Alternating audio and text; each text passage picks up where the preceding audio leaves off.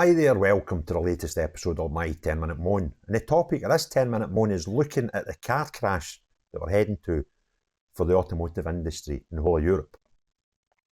Now, to give you some background, a few years ago, a few decades ago actually now, the Green Mob decided that we should stop selling combustion engine cars, be it petrol and diesel. So initially they set up a date, and different countries had different dates. Then the EU got involved and they agreed on a date of, there's two dates, 3030 and 3035, right? So in the UK as well, although we're not part of the EU now, we've still got this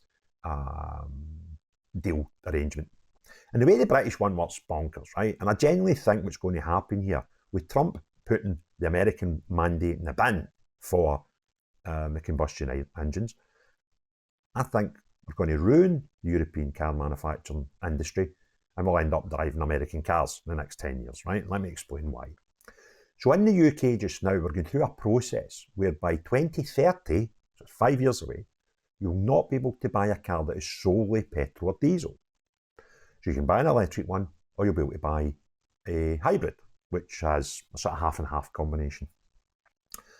And come 2035, you will not be able to buy any, even of the hybrids. You'll have to have zero emissions. Okay, so a hybrid one, you get better fuel economy and the emissions come down because it's sort of half engine, a half battery, big batteries, but it's got better emissions, better fuel economy than a normal car, but they'll be away in 2035. Okay, so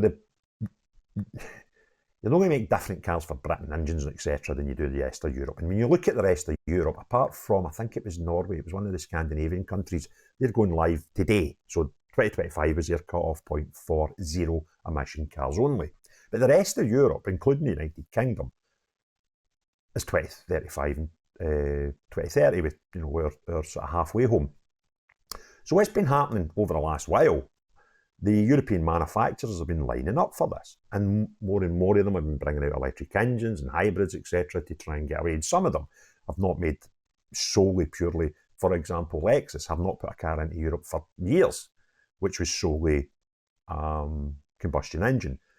All of their cars up to recent, I think they've now got some full electric, but every car in their range for a while was a hybrid. Okay.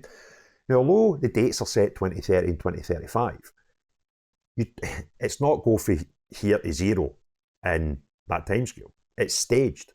So, for example, last year, the targets for the UK motor sales, brand new, they had to have 22% of them with zero emissions. In the following year, it went up to 28%. And that'll step up until we get to 2035, where it'll be 100% have to have zero emissions. Now, what they've done is the manufacturers are fined £15,000 per car for any cars they go over target. So if they miss the 28%, for example, by 1,000 cars, the manufacturer has to pay 1,000 times £15,000 per car. So fortunes, right? But it's a bit of a scam because they've just released the figures, expected figures for last year. And what you can do is you can buy credits. So take, for example, Tesla. They're at 100%. So they've got 72% leeway. So you can take their sales and stick them into yours, the extra ones, if somebody's got an excess, and that just goes to the highest bidder. And the logic behind that is the motor trade as a whole is still at 28%. So manufacturers have been buying credits, and you can also bring forward some of your allowances for next year. So for example, if you knew you had 2 new electric engine cars coming out next year and you thought they were going to sell well, you could say, well, we're going to sell 20,000 of them next year, so we'll drag that into this year. But eventually, if you don't do what you think you're going to do, that will catch up with you, and each manufacturer could be looking at multi-million pounds of fines. But so far, nobody's had to pay a fine because they've got these allowances of flexibilities, as they call them, where they can drag in future sales and buy credits from other manufacturers that are over the target. Okay, so that's the way it works. But what's happened is the manufacturers have all been lining up for this. So they are all already planning for 2035, no cars with no hybrids. Everything will be a hybrid or electric by 2030. And then in the next 5 years, even the hybrids will be phased out, ready in 10 years' time, all electric. And the plan sounds fantastic, right?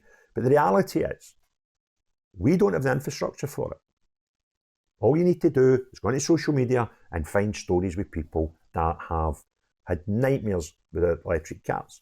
I was talking to a friend just yesterday who left Aberdeen to come down to the central belt where he lives, and his car was showing 330 miles of charge to do a 150-mile journey from memory. Because of the wind and the conditions, and he's got his heater on and his radio's on, he never made it home. He never done a 150-mile journey with this car that said it had 330 miles worth of charge. So he has to now either go home and then not get up in the morning to do anything because his car's got no charge, or stop on his way home to charge his car up because he's not got a charger at home. And most people, not most people, but a lot of people in the UK simply couldn't do it. The only people where it'd be quite easy to have a home charger is people with driveways, because you put it in your own wall, you plug it in at night, and then when there's loads of them in the street and somebody fancies a bit of copper, you'll have streets full of copper cables where you can unplug for the car, unplug for the wall. I've got a big bag of copper, right? So that's a bit daft. But that's where we are. And what do we do with people with flats? What do we do, for example, people who live in maybe houses built in the 50s and 60s, where we don't have driveways, we park in the street? And these houses were built in times where, let's take a 4 in a block. My first house was a 4 in a block. Now, back when they were built, you were just after the war, I think it was about 50s or 60s, that house. That 4 houses in that block would be lucky if they had 1 car. Now, a lot of families have got 2 cars, right? So now you could potentially have 8 cars in this street with a pavement to park next to the width of these 4 houses. You're not going to get 8 cars. So even somebody in normal conditions that just doesn't have a drive and doesn't stay in a flat, if they can't get parked out at their house, what they're going to do, park around the corner and get an extension cable? It's just mental, right? It's just impractical. And cars are there to make life easier. I know how much petrol's in my car. So if I was to get a phone call today, something urgent, and I've got, say, 50 miles in my car, and I need to travel 60 miles, my journey isn't that bad, because I stop at a petrol station for 5 minutes, put 2 minutes, put some petrol in it, go and do whatever it is. It's a catastrophe if I can't just jump my car and go. These electric cars, I'm without getting into too much detail, I was talking to somebody in the retail motor trade who were telling me about a customer who they weren't in a city centre place, they were quite rural, and they left their work where they charged their car, and they couldn't charge it at home, so they used to charge it at work, and they knew when they left that day they had 40 miles for a sort of 30-mile round trip, so they know they can get to home and back. But when they went home, there was a problem. Somebody took no well in their family. I don't know into the details of what happened because it's quite personal, but they couldn't get to the hospital in time because they couldn't leave the house. They're in a rural setting, their work's not open, and the nearest garage to get some charge was too far away. So it's affecting people in real life circumstances, and it's great to go, just keep your car charged, right? Fine, aye, no bother, but the world doesn't spin like that, right? And the more rural you get, the more hard it's going to get, and the infrastructure's no there. So unless the infrastructure's sorted by 2035, and I kind of don't think it will be, when that day forward we must all suddenly buy electric cars or non-combustion cars, how are we going to keep these on the road? It's absolutely ludicrous, so what will happen in my eyes, here's my prediction, unless, and now this is my prediction, put my finger in the air. I sold my first motor car in 1990, it was a K registration, so that was 92, right? So that was what, God, that's too long ago, over 30 years ago, right? I was in the motor trade for about 20, 25 years, at retail, selling cars, managing sales staff, training sales staff, doing the finance for sales staff. So I've got a lot of knowledge about how the industry works. So here's my prediction. Trump decided in his inauguration, I've promised the automotive industry here, we're going to ban the mandate for all electric, right? So the Americans are delighted. Their manufacturers can just carry on building petrol and diesel engines. So when they think we're going to replace that model in 5 years, the research and development will be into that car running on a petrol engine, right? So that's fine. So they'll have that. And they'll be continually bringing out new models that run on petrol or diesel. Probably petrol, because the Yanks don't use a lot of diesel. So that's how their industry will look over the next 10 years, right? Meanwhile, in Europe, they're running down because they're going to lose lots of money financially. if they get, so they're running out their petrol and diesels. So when we get to the New Year's Eve prior to 2035, and the infrastructure's still no there in any countries in Europe, because some of them might be all right, it might be like Holland, might be good, I don't know, right? But there might be countries that are really spot on with their infrastructure, and there'll be countries like ours that won't, right? So the countries in Europe that are not, they will suddenly go, we can't handle this. So they'll either bin the mandate or extend it again and just kick it further up the park. However, because some countries in Europe will sort their stuff out and be all right, the European manufacturers are all getting keyed to the 2035 date. So if your country at the last minute turn around and go, we're going to extend the dates, you can still buy a diesel and petrol car in our country because we've not got the infrastructure. Well, there will not be any petrol or diesel cars to buy. And the only place in the world that will be making them will be Donaldsville over in America, right?